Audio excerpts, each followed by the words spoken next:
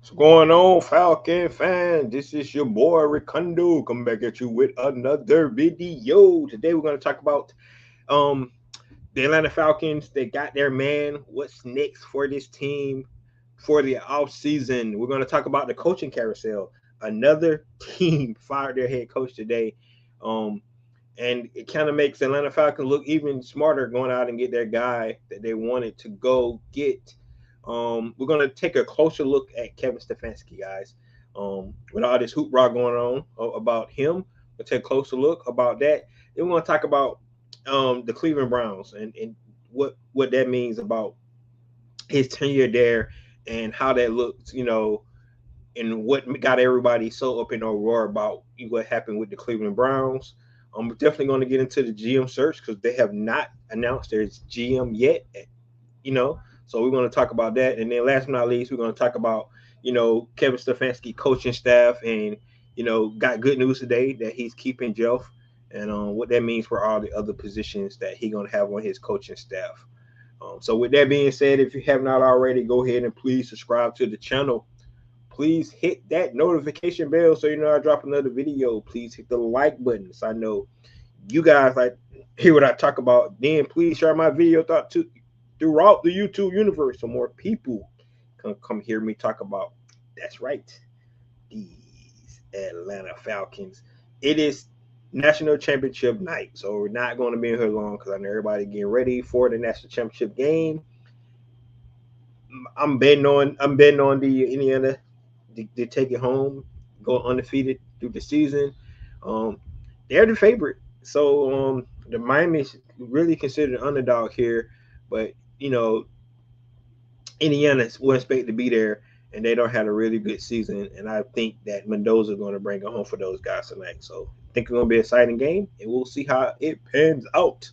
Let's get into our first topic tonight, and it is the coaching carousel around the NFL. So, like I said, now we're up to 10 teams that have fired their coaches and looking for new coaches, right? And as of today, only three teams have hired a coach, which is of course, our Atlanta Falcons, the New York Giants, and now the Miami Dolphins. Um, hired the former defensive coordinator from the Green Bay Packers to come in. He was a up and coming coach. A lot of teams had him for interviews. I think Tennessee, he was high on list in Tennessee. So Miami want to go ahead and make something happen because the problem with that, if you don't get your guy now, um, you're going to start getting your second and third pick, man. And then you got to look at it like this: it's only so many staffs you can build around the league as well. So you're going to have first time, coordinators and first time O line. It's going to be so many positions that these coaching is going to have to, when they start to assemble their staff, especially these brand new coaches, right? These brand new coaches coming in, trying to get themselves in and get their feet on the ground. They're gonna have to establish, new coaches and everything. They're gonna have to bring in offensive coordinator, defensive coordinator. They got to, assemble their whole coaching staff. With all these openings, it's gonna be really, really hard to look at that, right? In my opinion, the toughest two jobs to take right now is the Buffalo Bills job and the Baltimore Ravens job. Everybody's like, how you say that? They got the best two quarterbacks. Exactly. That's in my opinion. That's why. I mean, if you fire a coach that pretty much been in the playoffs his whole career, and got MVP, the reigning MVP on his team, and you're gonna whoever take that job, the expectation is not to go back to the playoffs. The expectation is to go further than that. That's why you got rid of your old coach, right?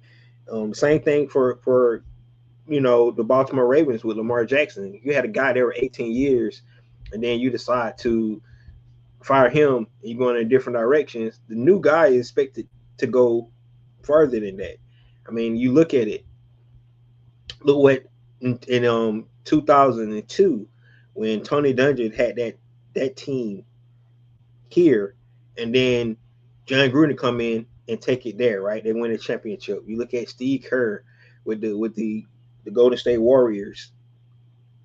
Mark Jackson had his team here. Steve Kerr come and take them here, right? So that's the expectations when you fire a coach that's had your team playing decent. You want to get to another level.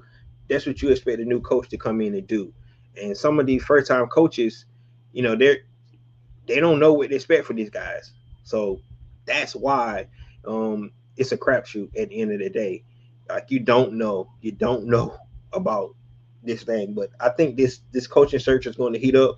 Now Sean McDermott is on the out there, so teams might have to readjust. You know the way they was looking at the coaches in this hiring cycle and find out where he fit in into that whole scenario because that's going to be really interesting to see where Sean McDermott fit in. Personally, for me, I wouldn't like him in Atlanta because he had what does he do? Like his defense wasn't. It was like this. So he comes in. He would have to bring a great offensive coordinator. Maybe you say he bring in Joe Brady with him. Maybe that would have worked.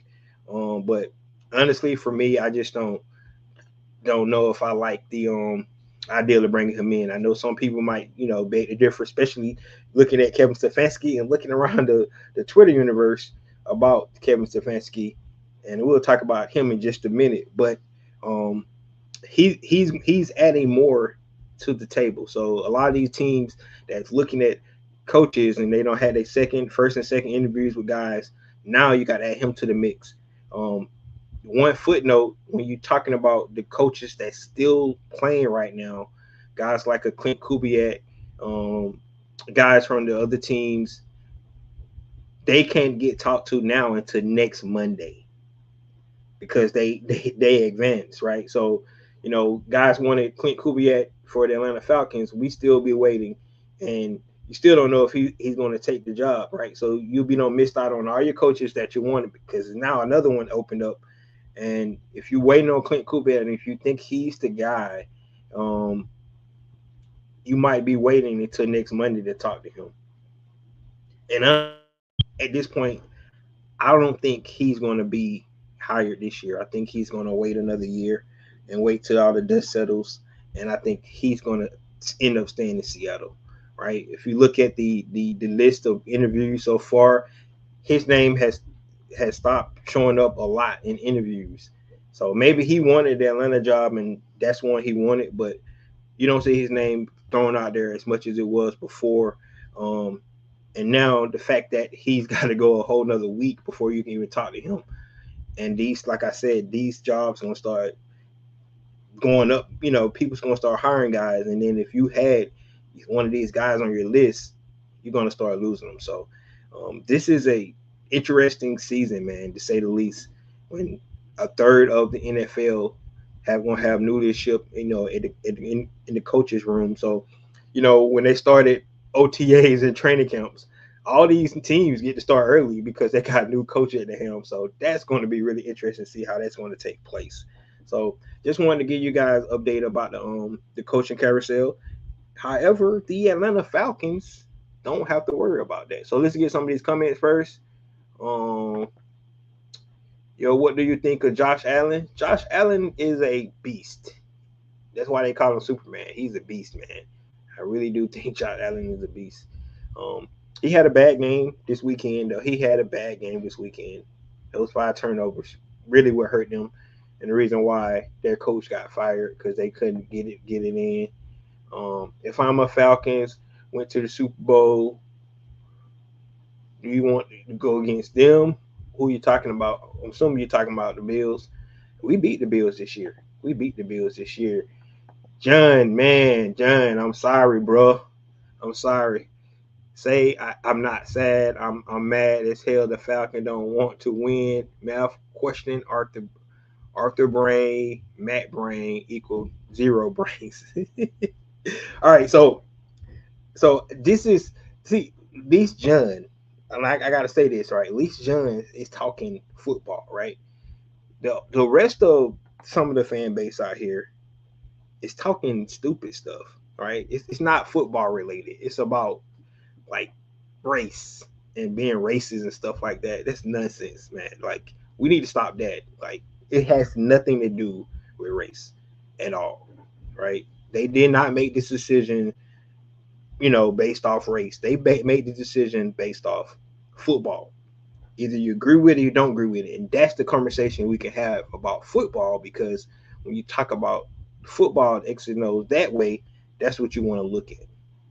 So that's where, in my opinion, when you sit back and look at it, if you want to have a discussion about football, right, that's where I would like to have the conversation. If you're talking about other stupid crap, um, I just think it's nonsense, right? Um, Arthur Blank and Matt Ryan didn't disrespect Deion Sanders for hiring Kevin Stefanski because he did Shadur Sanders wrong. That is ridiculous.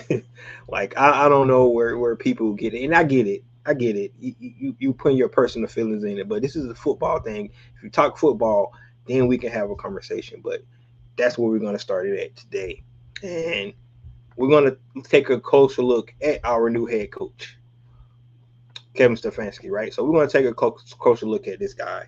So Kevin Stefanski been in the league since 2000, right? Came in the league came, came in the league since 2006, right? So 20 years in this league, right? He was a defensive back in the University of Pennsylvania from 2000 to 2004.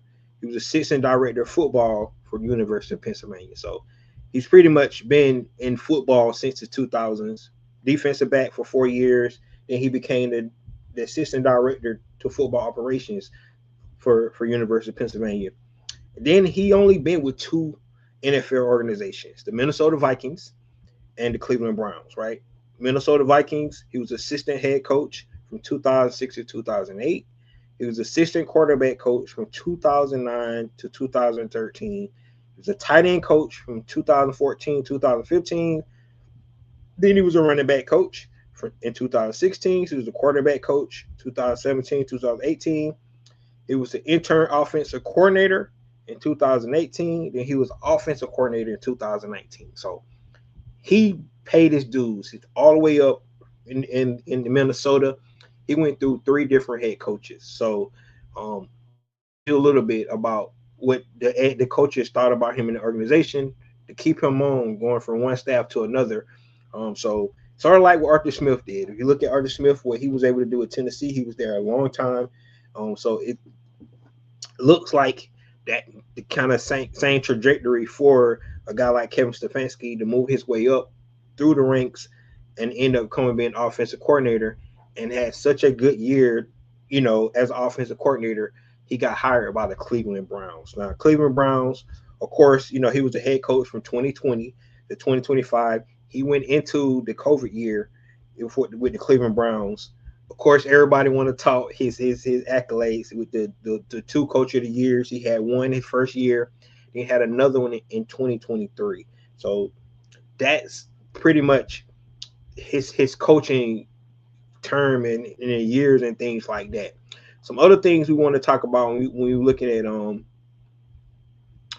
Coach Stefanski. So the first three seasons that he was there wasn't that bad. It wasn't that bad at all when you're looking at it. In 2020, he had that rushing attack going on where he won his first coach of the year. They was third in NFL in rushing, right? That's the year they got to the playoffs. Baker Mayfield, they beat the Pittsburgh Steelers. So that's the first year. The next year, they were fourth in rushing, 145.4 yards a game, right? So we already know what his chop said about the running game. In 2022, they was actually sixth in rushing that year. 2022 was also the year where things started to get crazy, right? And I know we remember this because we almost made the decision to actually get Deshaun Watson. Matter of fact, the Cleveland Browns probably saved the Atlanta Falcons for getting Deshaun Watson. I'm just being honest about it. Because if they didn't go out and pay $250 and $30 million guaranteed dollars to um Deshaun Watson, he would have been an Atlanta Falcon. All right. The thing about that trade, right? And context matters, right? So listen, I'm not making excuses for coach's career or anything like this. But when you look at it from an organization sabotage and how things can go down, right? The Cleveland Browns traded 3 first round picks, a 2022 fourth, and a 2023 fourth round pick, right? They paid it. They gave up 5 picks, a total of 5 picks. 3 of them were first round picks, and 2 of them was second round pick, and 1 was a fourth round pick. So they gave up a lot of draft capital for Deshaun, expecting Deshaun Watson to be the same Deshaun Watson he was with the Houston Texans. That's what happened. That's a fact. That's what happened. However, we know he got suspended for the first 11 games, and then he haven't really looked the same since that time. Right. So when you look at that, that really hurts you as an organization. Just imagine the Atlanta Falcons giving up all these draft picks, and then we have the quarterback play that we have had since Matt Ryan left. It's just put in perspective. If we gave up that much draft capital, and then we had the same quarterback play that we had since Matt Ryan left, we couldn't have added no talent to this team because we gave up all our draft capital. It would have been bad. It would have really, really been bad. It really would have. And in essence, that's what we've seen from the Cleveland Browns, right? Now, Kevin Stefanski was part of all that, right? He's the man running the show during that time. So I'm not giving him, any outs on this, but to say that he had a a really good solid squad there would be disingenuous. He really didn't, right? The expectations that they put on Deshaun Watson by giving up all that, it just didn't work the way they wanted it to work. Now they have came out and said they had a calculated mistake, and it set them back. The last week, what 4 years? This year was one of the best drafts they don't had since they decided to make that trade for Deshaun Watson. They had a really, really good, talented rookie class this year. Just imagine if they could have had that same draft capital they gave away throughout the other years, what kind of team they probably could have put together. And it could have been a whole lot different. But they decided not to do that. And this is what happens when organizations gamble and it don't work out. And then everybody falls from the aftermath, right? Including Kevin Stefanski, because he was the man at the helm at the time. So that I just wanted to put that out in perspective of the kind of context that you got to look at, right? These last 2 seasons, he still have to explain for those last 2 seasons. But when you talk about quarterbacks, right? And we thought the Atlanta Falcons had a quarterback issue in Cleveland. I mean, in Atlanta, Cleveland had a quarterback issue. During his time, he had Baker Mayfield, Deshaun Watson, Jacoby Brissett, Joe Flacco, Dorian Thompson-Robinson, P.J. Walker, Case Keenum, Kenny Pickett, Dylan Gabriel, Shadur Sanders. He had all those guys. Those the quarterbacks that he had. And if you go look at the play of those quarterbacks, only Baker Mayfield and Joe Flacco, right? Those are two seasons he went to the playoffs. Baker Mayfield, Joe Flacco, Jacoby Brissett. He was because he played that all those games because Deshaun Watson was suspended, right? He played decent, but because remember in that year they still was pretty good in rushing attack. But from a quarterback standpoint, it is what it is. But That's a lot to deal with from a quarterback standpoint, right? Now the question is, he couldn't develop any of his quarterback. A lot of these guys are veteran quarterbacks, and a lot of these guys are career backups that he had that he was definitely playing with. So I'm not here giving him excuses. I'm just telling facts. And like I said, that's why you have to look at the context and find out what really happened, right?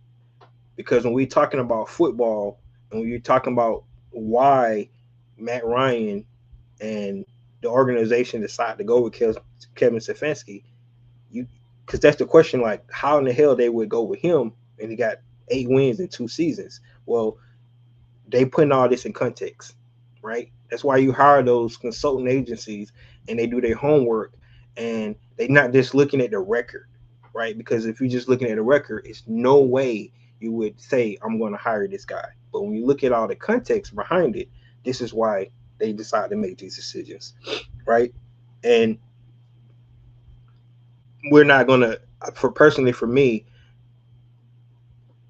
I trusted Matt Ryan before he made the hire. I'm gonna trust him right now until they show me something otherwise. That's just my personal opinion on it. That's what I'm going with it. So just trying to get some more things here.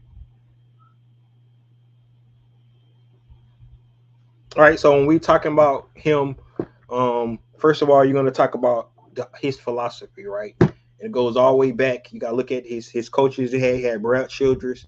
He had Leslie Frazier, and he had the other coach. So he had one offensive minded coach, Brad Childress, who goes all the way back to Andy Reid, goes back to Mike Holmgren, goes back to Bill Walsh, right? So that's where he gets his offensive scheme from, is that West Coast offense that so much is going around NFL today. So those are things you're looking at. So basically, you're going to look at his offense philosophy. It's going to be tied around the roster, though, when you're looking at it, right? So you can only make your philosophy based on your roster. That's what you need to do. That's what every coach should do in the first place. But if you look at some of Cleveland's game plans on how they put down, it kind of reminded me of the game we saw last night in the divisional round against the Los Angeles Rams and the Chicago Bears, right? They was playing this whole 13-12 personnel trying to get the defense in a disadvantage, basically. So when you put 12 and 13 players, when you put 12 and 13 out there as a formation, you're trying to get the defense in the base, right? Because you look like a heavy run offense when you do that, right? You got 3 tight ends on the field, right? You got your running back in the back, you got a receiver out there. You look like you're going to run the ball, right? The Rams did it, the Bears did it, right? It was they was playing tit for tat.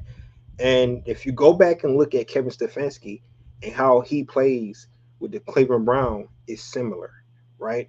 He do a lot of 12 and 13 personnel, right?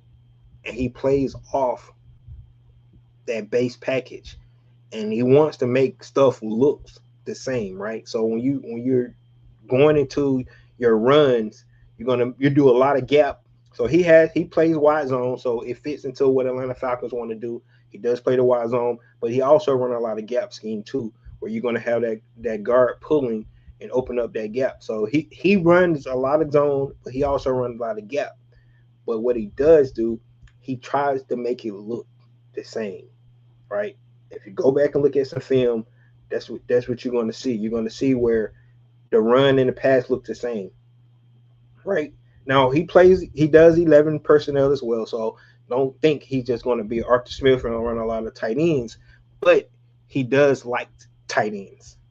So I don't know if that bodes well for Kyle Pitts, right? Coming back or not, but he does like tight ends. You look what he did with Harold Fanning this past season, the rookie sensation that he had all over the field. You can see that as sort of like what the role that Kyle Pitts could play. Of course, with Njoku, the way he utilized him.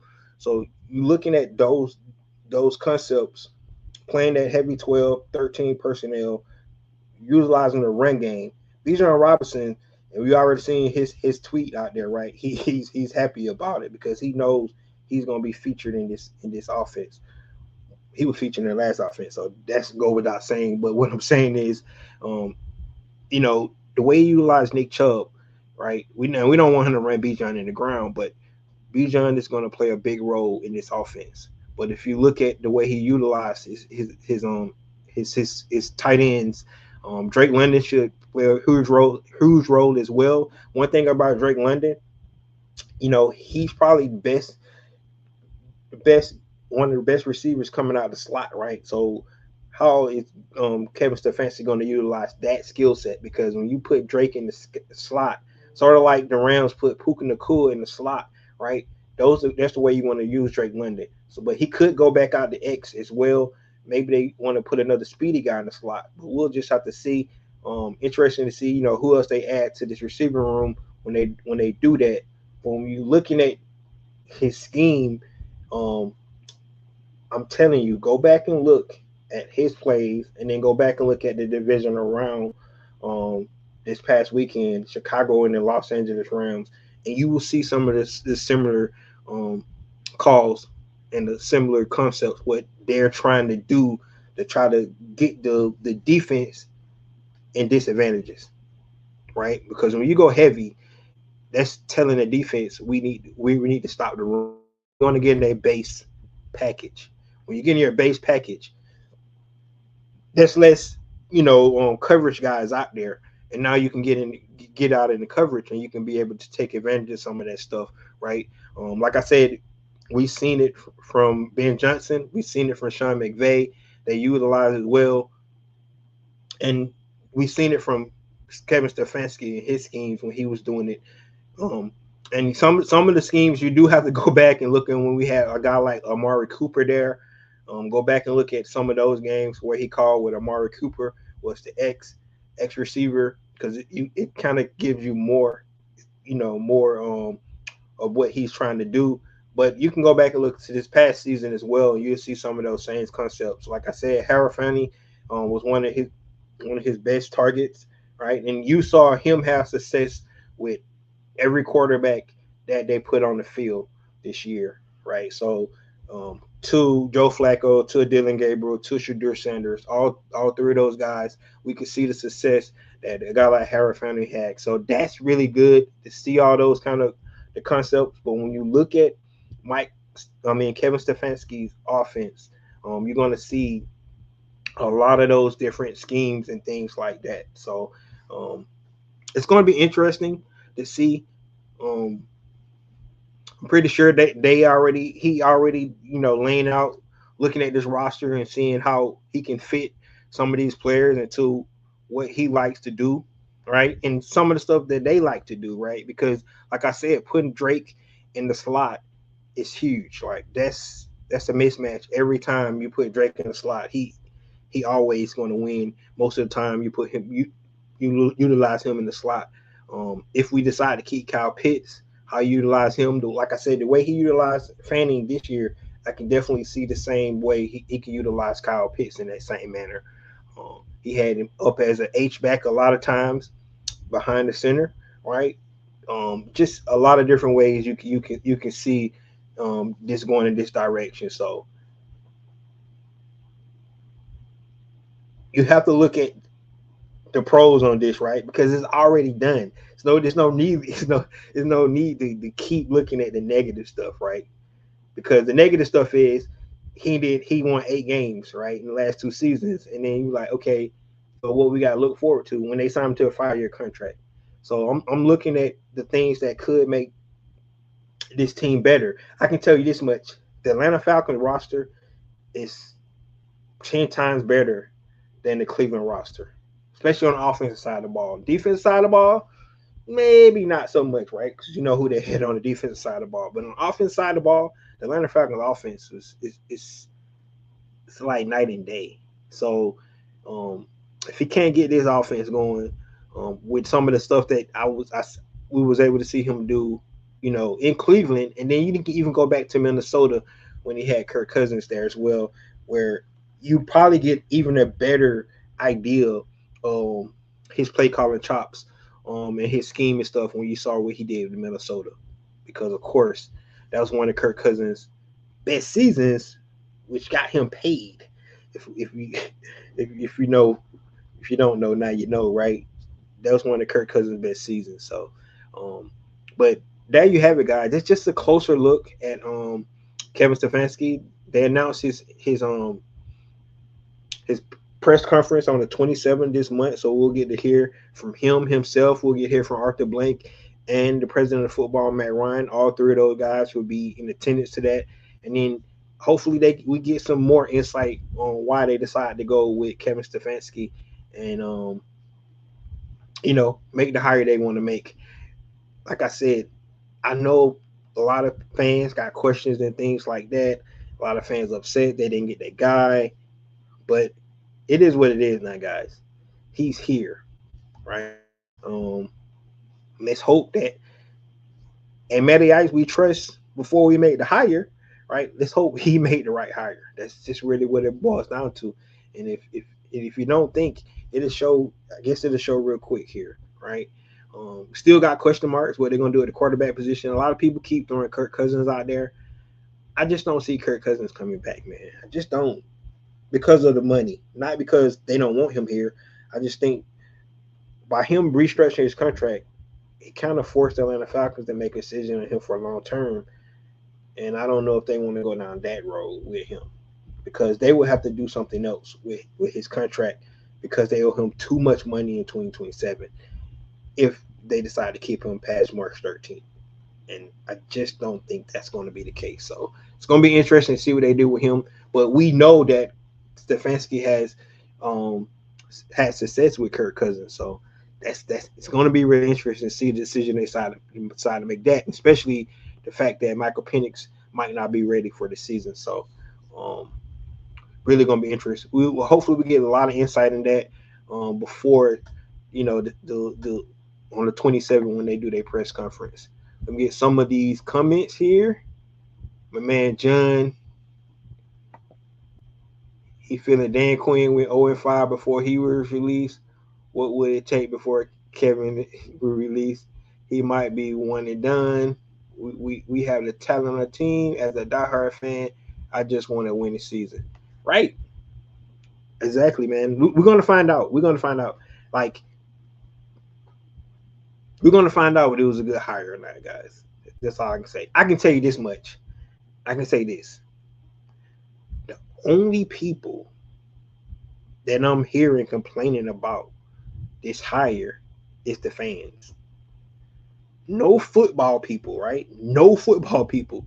Except Skip Bayless, and he's not a football person, but I have not heard one football analyst or talking head football player. I haven't heard not one of them say that this was not a good hire. Right? And that's just keeping it real with you guys, right? You look at the grades. ESPN gave him a B plus. Yahoo gave him an A on this. So only people that's really upset about this hire is the fan base, right? And because I guess assume you just didn't get the guy you wanted, right? And then if it's the whole Deion Sanders Shadur thing, like that has nothing to do with football. So from a football perspective, nobody thinks it's a bad hire except the fans, right?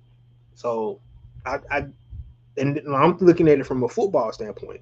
Like I said, I told you guys I didn't have a pick because even Clint Kubiak, where everybody's so high on, he has never been the head coach before, and you don't know how that's going to work out. It was going to be a crapshoot either way. Yes, he looks really, really good being offensive coordinator in Seattle, but you don't know how he's going to be as a head coach. You just hoping, right? If they would have got him, I would have been ecstatic. And I think most of the other fan base would have been ecstatic too. But in reality, you just don't know, right? And a lot of people think they made a safe bet. They went with a guy that had already been a head coach before, that knows how to put a staff together, that has had success as a head coach, right? So that's what they went with, instead of maybe going with somebody that they think might have success and they really don't know. So, but I really can say that I have not seen not one football person right, that talks football for a living, say this was a bad hire. And they know he went 8-8, won 8 games in the last 2 seasons. And nobody says that this is a bad hire, except the fans. For some reason, all the fans think we know better. And because we think with our heart, guys. And like I said, look at it from a football perspective. Don't get out your feelings and out your heart and look at it from the football perspective.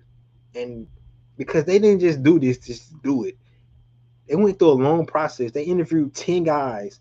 They hired consultants. They went through a process. So they just didn't do this like on a whim, man. They did not do this on a whim. So that's what I'm saying. So just look at it from that perspective. I understand that a lot of people are upset about it, but you got to look at it from a football angle. And you look football angle, he can coach offense 100%. He can. Like people keep saying he can't, but he can. He really can. Right? That's a fact, right? When you have top five rushing offenses 3 years after 6 years, that tells you that you can, if you got a talent on your team, you can produce something, right? And if you mirror that rushing offense with your passing game, right? Um, with the talent we got, I think we can maybe do something. I'm not saying that we are, but maybe, right? And this is what they saw. So I just, what really gets me is a week ago, everybody was high on Matt Ryan freaking being the president of football. Then when he make his first decision, everybody down on him. Like some people even call him a racist, which is just insane to me. That they would even say that. It's just like I don't know how we went down this road that to that point to go that far, to the left to say something like that. Um, Kevin Stefanski is not a racist either. Kevin Stefanski has coached like 6 black quarterbacks. That list I went down: Deshaun Watson, Jacoby Brissett, Dorian Finney-Thompson. He don't coach a lot of black PJ Walker. He don't coach a lot of black quarterbacks. He's not racist. So saying that he's trying to screw the black quarterback over, that's insane, right? Let's be honest. He did not want Shadur Sanders. That's a fact. He picked Dylan Gabriel. He did not want Shadur Sanders. It was not his pick. He handled that wrong, right? Once the kid got on his team, he should have put him into competition like most coaches would do. He screwed that up. That's a fact. But it's not because he didn't like him. It's because he didn't want him on his team because he didn't think he could play quarterback. That's why. Now, he was wrong because he showed better than Dylan Gabriel. We all know this. But it's not because he didn't like him. He was black and all that stuff. Like, that's insane to me to even talk about that. I don't even know what I'm talking about now but I've been hearing it all weekend. It's like, come on, like, be honest about it. This is a football move. Had nothing to do with checking the culture and the pulse of Atlanta by hiring a white coach who did Shadur Sanders wrong. Like what? You want the organization and this man to pay all this money on the coach because you want to make sure the fan base ain't mad with him because he did a player that don't even play with the team wrong. Like, honestly, guys, that narrative need to end quickly. And let's talk about football. Like I said, if you want to talk about his football acumen and what he can't do as a coach, let's stick to that. But the whole racist narrative is to me. And like I said, I don't even know what I'm talking about it. But that's where we had gotten. That's where we had gotten to this point. And you go back and look, and it was kind of out of hand a little bit. And I'm like, to one fan saying that we should boycott because the way they did Deion Sanders' son, and Deion Sanders a legend here, and the Falcon fans should boycott for the season. That's how bad it had got. Like, what? Like, come on, it's a football. We talk about football, guys. It's not. It has nothing to do with race, man. Like, honestly, let's stick to football. That's what this show all about. I can get into politics easily because it's all around us. But that's not why I came on to do a podcast, talk about politics and stuff like that, talk about football, talk about my love for the Atlanta Falcons, and that's what we're gonna keep it. All right. Um, we need a real AT alien at quarterback. Yep. Um, Kevin better not bring in Flacco. Flacco ain't coming, man. Don't worry about that. Um, you said Kurt. You said happy MLK Day. Hey, you right, man. Hey, just for everybody know, my last name is King. So, uh, so I don't think we related, me and Mark Dr. King, but my last name is King. So, yeah, I do tell people though that's my great uncle. T. Terry said that the show that can coach his ass off. Yeah, we're gonna see, man. We're gonna see can he coach. We need to change. We gotta change, man. They started off. They started off. What he said Baker Mayfield better not come here. Baker Mayfield, he's on the contract. He's not coming here neither. He's not coming here neither. He said the king is here. Yeah, man. I'm here, man. Like I said, that's my great uncle. He did live in Atlanta. Never know, man. We could be king. I never did the ancestry to see if that was the case, though. To be honest with you,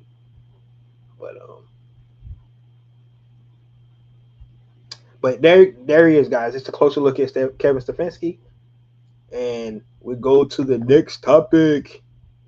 Next topic is I already talked about the whole the Cleveland Brown organization and how we'll hit it up real quick. But when you talk about the Cleveland Browns, right? That organization haven't won anything and since Jim Brown. Let's just be real. They haven't won anything since Jim Brown, man. I mean, they don't had two legendary coaches go there and have losing records. Nick Saban and Bill Belichick has been to the Cleveland Browns and tarnished their records being at the Cleveland Brown organization. Matter of fact, they hadn't been to the playoffs since 2002 to Kevin Stefanski took them in 2020. That's how bad the Cleveland Browns organization have been. It's not a good organization, right? And for Kevin Stefanski to go from the Cleveland Brown organization to the Atlanta Falcons organization, man, it's gonna be like night and day to him. It just is, right? And if he can't get it right here, you're right. He's not a good coach. Going from that to where he's going now, which is going to have some stability, right? Because they clean house. This is a fresh start for the organization. It's a fresh start for him, right? So he can build it they can build this thing together, right? But when you look at the Cleveland Brown organization, it's been a mess, man. And I'm telling you, that Deshaun Watson trade did not help them at all. They're just about to get out of it, right? Like I said, if you look at this last draft they just did, they drafted really well. They got a lot of young talent that they just drafted. And then they got 2 draft picks this year. So the Cleveland Browns could be on a trajectory on the way up. But that Deshaun Watson trade really hurt them. It really did. And hopefully they can get themselves turned around. And hopefully they do it with Shedeur, our man, right? If they do that, that'll be great. But he got to get good players around him. You got to have somebody that's going to believe in him, right? And that's what you all want there from a player, somebody that's going to believe in you. Kevin Stefanski wasn't that guy. He didn't believe in him. We know this because he had Dylan Gabriel first, right? And the organization picked Shedeur. And that was a whole mess, right? That whole quarterback situation was a mess because when you got the general manager, the head coach, and the owner not all on the same page, and they draft 2 young quarterbacks, it created a mess, man. That's what they did. And honestly, one of those guys gonna have to go anyway, either general manager or the head coach. And they decided to get rid of the head coach, but that was a mess. So just looking at the Cleveland Brown organization, compared to the Atlanta Falcons organization, it's going to be different, especially with a whole new fresh start. So they starting off fresh. So this is a brand new day for the organization. That's what we need to look at it. You can't erase the past about, you know, records and things like that. And I don't want to do comparison, but Bill Belichick record was worse than Kevin Stefanski before he left and went to New England. Right, you go to a better situation, and that's what happened. So we need to look at it like it's a fresh start, not only for Kevin Stefanski but for the organization. Man, they clean house. We got a new president in. First time they ever had this position, right? They're gonna have a new GM and they're gonna have a new coach, and we're gonna start from there and see how this thing go. But organizations, he going from one badly ran organization to where it's like dysfunctional, to say the least, to organization that's trying to, clean house and start over fresh and new. And basically that's what they did. So let's see here. The Falcon will be Super Bowl champion. That's what I'm talking about. I like your positivity, man. See, that's what we need from our fan base, man. Let's stop the negativity, man. Because guess what? He's here, man. He's whoever you wanted. We didn't get that guy. I'm sorry, John, man. I was ready to, I was ready to do some good stuff for you, man. I'm sorry, brother. Um, Rakundo, do you look at AD King? No, I don't. I don't look like. It don't look like either one of those guys. Um, I don't know. It only been 13 NFL coaches in history to win two Coaches of the Year awards, and Kevin Stefanski, one of the 13 coaches. coaches. Hey, look, man, don't bring up the two Coaches of the Year award because people get so upset about that. Even though he did win those two Coaches of the Year at that organization, Cleveland, right? And this before, think about it. He won those. He won one after they did that trade with Deshaun. He won one after that. It wasn't with Deshaun though. It was with Joe Flacco. So yeah, he had old man Joe Flacco get them to the playoffs. Now they got blown out in the playoffs, but if you look at that year, and because I think that's the same year Nick Chubb got hurt as well, and so man, he worked some magic in that 2023 season, right? To get that second Coach of the Year. The first one, that was COVID year.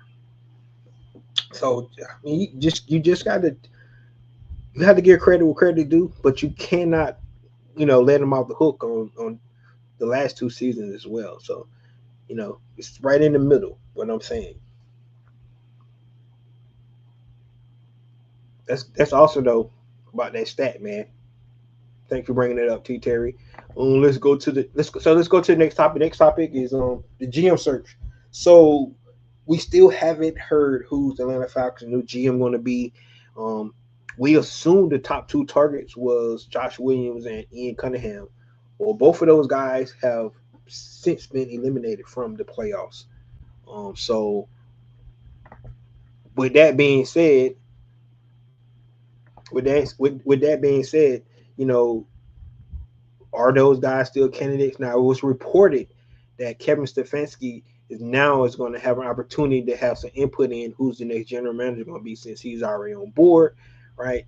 So it'll be interesting to see if a new name arises to become to be another target. But right now, to what our assumption was going to be one of those guys, either Ian Cunningham or Josh Williams, and we'll see if they make the decision on that sometime this week, right?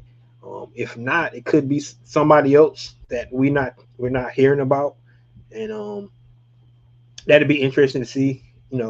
How much different that relationship will be with the coaching. And the coaches are already here, and usually sometimes that don't work out well when the GM didn't have a say in who the coach was, vice versa. So it's gonna be interesting to see how this work out. But right now, Those are two that we think we're going to hear names. We want to hear one of those guys, but maybe it be somebody new. We just don't know. So, um, so stand by for that.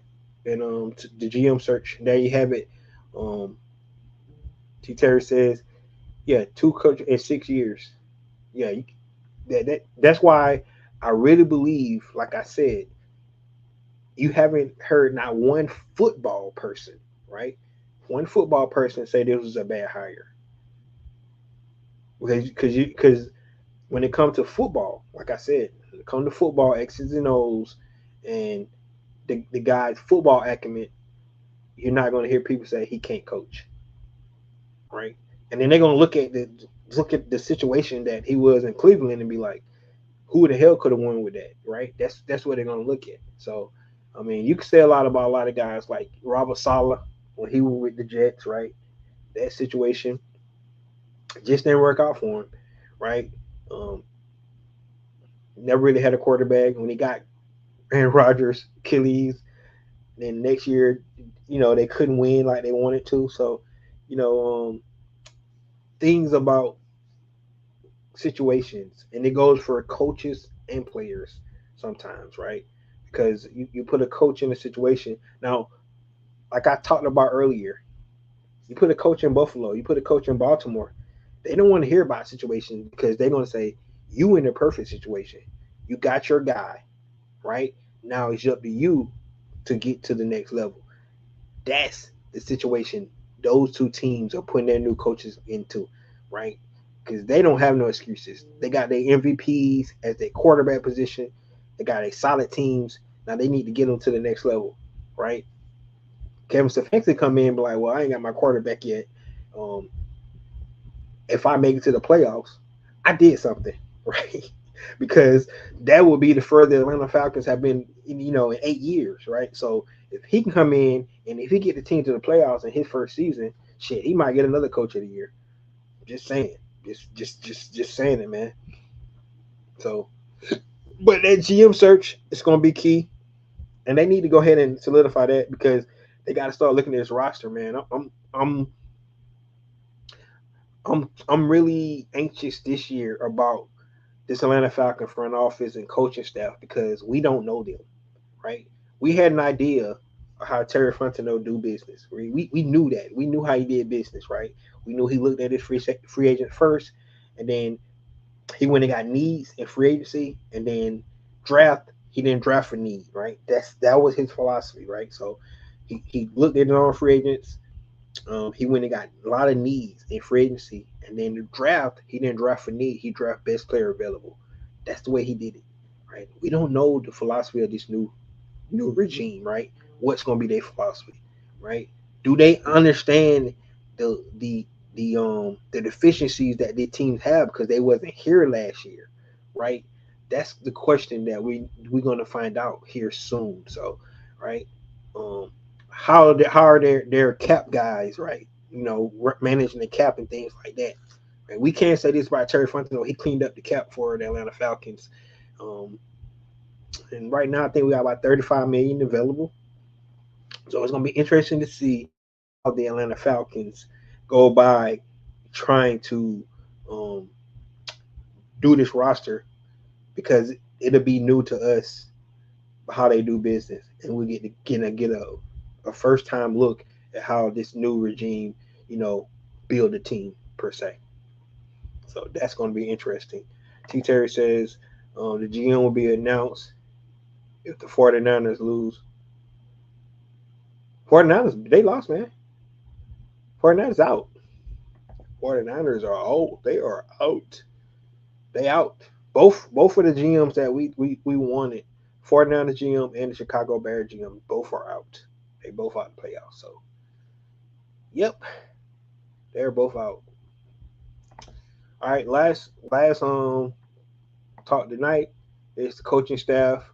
Um, this is going to be interesting as well.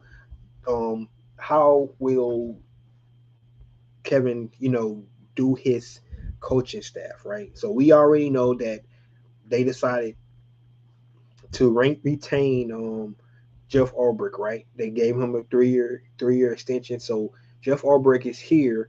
um, on the staff with Kevin Stefanski.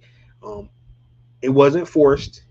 It was something decision he made. They gave him the leeway to keep Kevin Stefanski. I mean, keep Jeff Ulbrich. Jeff Ulbrich, if he wanted to, he met with him and he liked what he had going on. This is notable because this is the first time since 2022 that the defensive coordinator will be the same in back-to-back years. This is huge for the Atlanta Falcons. They broke the all-time sack record for a franchise. They were second in the league in sacks, right? They had all those young guys. We all heard about the jump from year one to year two, but the fact that you're staying in the same system from year one to year two is going to be huge for all these guys on defense. So was a really really good move. This right here should won back some faith from the fan base because they was able to keep Jeff Ulbrich in tow, right? Now they still had some things they need to work on. One in particular was being able to stop the run. They was not really good in that. Um, I think they was like 15th in overall yardage. So it wasn't a perfect defense, but it's something to grow on, and it's something that these guys can finally, in in their young career, be able to not have to learn a whole new defense, in back-to-back seasons. That's going to be huge for those guys. Dean Pease was the last one that we had here that was able to back-to-back. This year, we don't have to worry about that. Jeff Ulbrich is coming back. Matter of fact, he signed a 3-year deal. The question is if he's going to be able to keep his staff. Now, it was out noted that he was going to keep most of his staff. Um, Rutenberg. The question everybody want to know is about Nate Ali, right? But he's been getting interest for other teams, right? So the question is, can Atlanta Falcons retain Nate Ali? That's what we want to know. The work he did with that defensive line, guys like Brendan Dorless, Luke Aurora, Zach Harrison, those guys, Kel London. We had a lot of guys that really made a lot of plays for the Atlanta Falcons. We had 12 different guys that have a sack, or 13 guys that have a sack. That's a franchise record as well. So much good things came from a defense side of the ball. So him retaining the defensive side of the ball is huge, right? It's something that we don't have to grow. Now they got to fix the holes in that defense because we want it even better than it was this year. But that is a start, 100% a start. You like that, and like I said, if he retained most of his staff, in particular his defensive pass game coordinator, and being able to keep Nate Ali would be really really huge, man. I can't wait to see how that pans out in that sense. So kudos to that, being able to retain Jeff Ulbrich. Now we know that's why they didn't let Dallas interview Jeff Ulbrich, right? Because they had plans to hopefully the coach would retain him, and he did. Say, Michael Penny Jr. said 2 words, let's work. He sure did. He sure did. At least I saw that. That makes me feel good. Said Nate Ali might get considered for a DC job. Man, if he get considered for a DC job, he should take that. But if not, they're gonna take him in for the same position as the team. I think they should try to retain him here with the Atlanta Falcons. So that if he get the DC job though, man, you need to take that. And he might, because guess what? It's so many openings that these coaches got to build their staff, man. They're gonna be plucking from everywhere. And you get a promotion, you can leave. You can get out the contract easily. You get a promotion, so that's going to be really, really good. However, guys, it's one guy that's not going to be coming back for this Atlanta Falcon coaching staff, and it's sad in a way, but it's okay. And that's Dwayne Leffert. That's the offensive line coach for the Atlanta Falcons, right?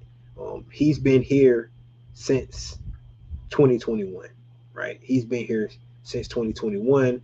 With Arthur Smith, they retained him with Raheem Morris.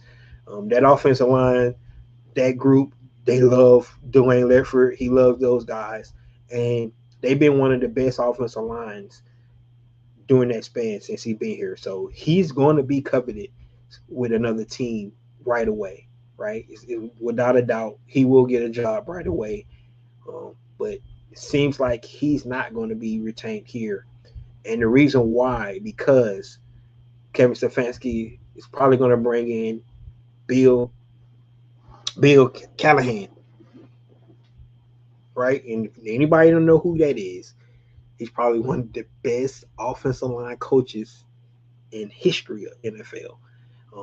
This guy has coached probably like 10 Pro Bowl offensive linemen, right? He is one of the best offensive line coaches out there. And the fact that, he coached with Kevin Stefanski in Cleveland, but then he went and worked with his son, Brian Callahan, in Tennessee when he got the head coaching job. So he left Kevin Stefanski. Well, of course, we know Brian Callahan do not have a job. So he's going to bring him back in, and maybe even Brian Callahan could be the offensive coordinator. So we don't know how that's going to work.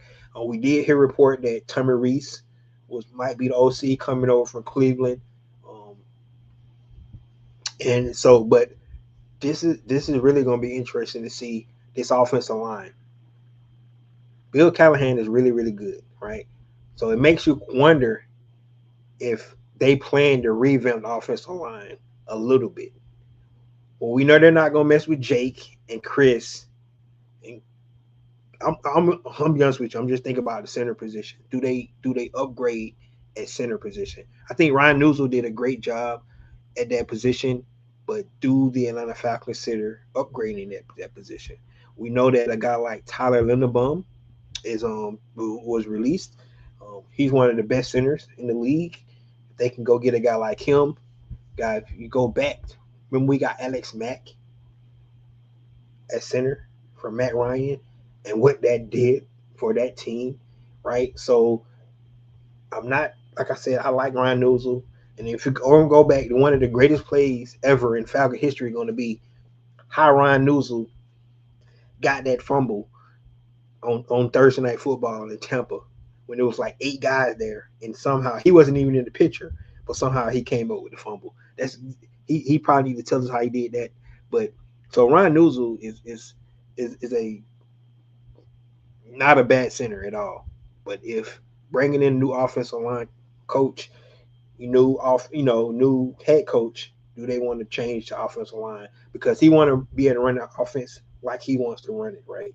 Like I said, some of these guys on here, this offensive line has been intact for a minute, so they all know each other. It's a veteran offensive line, so I'm not saying they need to make a wholesale changes, but you want guys to know what you're trying to do, and if you can bring guys in to make it even better, so be it. Right? So that's going to be really interesting to see, what they decide to do with the offensive line. But the word on the street, it haven't been officially announced yet, but Bill Callahan is supposed to be the new offensive line coach, and we still don't know about the offensive coordinator yet as well. So um, he got work to do, guys.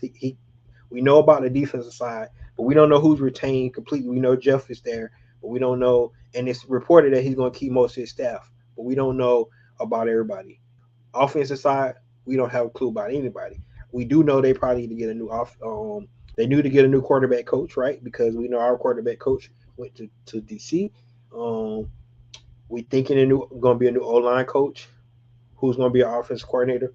Who's going to be our receiver coach, tight end coach, running back coach, right? All these positions that Kevin Stefanski need to be thinking about, right? Do he bring guys over from Cleveland to take those roles, or do he, have someone else in the quiver?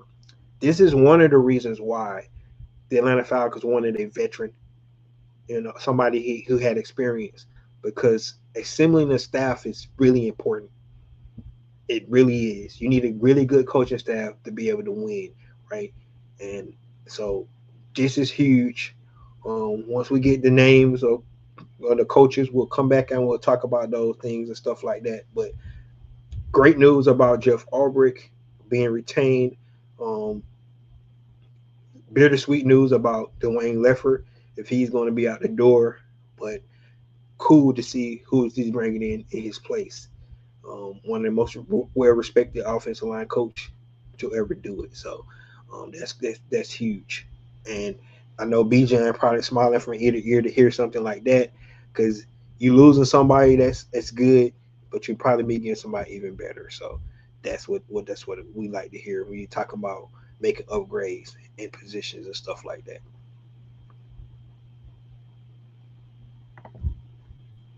You said O line coach we're getting the best in NFL. That's right, man. 100% invented the machine of the O line to damn. Oh, I didn't know that. See, I'm Bobby learning some stuff, man. He invented this machine. Bill Callahan is a beast, man. Getting him that you gotta love it. You gotta love it. Um, I think Matt Ryan and Kevin Stefanski are a great combination together since they were in high school rivals in Philadelphia area. Yeah, man. That like I said, man, and I'm gonna leave on this because it's over an hour now. But I'm gonna leave on this for all you guys out there that questioning this hire, which you have the right to do that. So I'm not trying to say you don't have the right to question anything that this organization does because you know the history speaks for itself, right? They ain't did shit. Um, however, um, it's not like they did this on a whim. I say again, they interviewed 10 coaches. They had two search firms in helping with this, right? They did their due diligence. They went through all the candidates, and this is what they decided to come up with. And it's a process. So when you consider that they went through this process, they didn't do it overnight. It took about a 2 week time span. Well, these consultants been there probably like months before the season was over, right? So they did their due diligence in this, right? And they didn't do it on a whim. We don't know if John Harbaugh was the first guy. We don't know that. We really don't know if John Harbaugh was the number one pick, right?